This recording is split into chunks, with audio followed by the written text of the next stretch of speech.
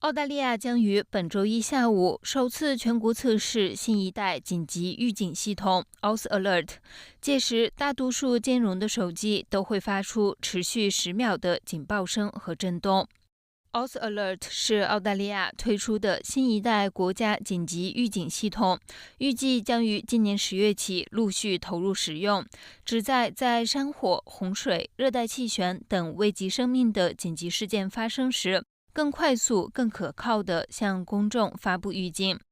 此次全国测试也将帮助有关部门在系统正式投入使用前，发现并解决可能存在的问题。在测试期间，兼容的设备将发出持续约10秒的警报声和震动，同时手机屏幕会弹出全屏通知。通知内容会明确说明这是一项系统测试，民众无需采取任何行动。各州测试的时间分别为：新州、维州、昆州、塔州和首都领地为澳大利亚东部时间下午2点。南澳、北领地以及新州布罗肯希尔地区将为下午1点30分，西澳则为中午12点。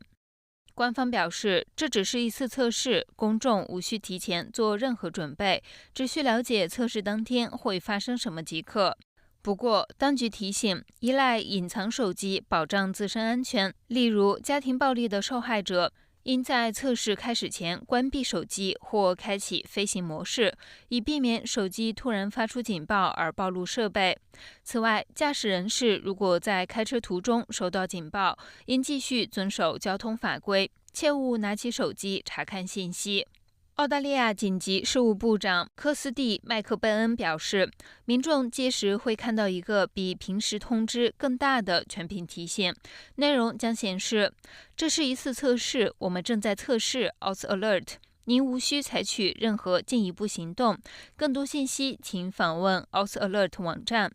Aus Alert 是根据黑色夏季山火皇家委员会调查建议开发的新系统，采用小区广播技术，通过手机网络直接向特定地区的兼容设备发送警报。与现行主要依赖短信 SMS 的紧急预警系统不同， Aus Alert 无需依赖单一的手机信号塔，因此即便部分通讯网络受损或网络拥堵，也能稳定地发送警报。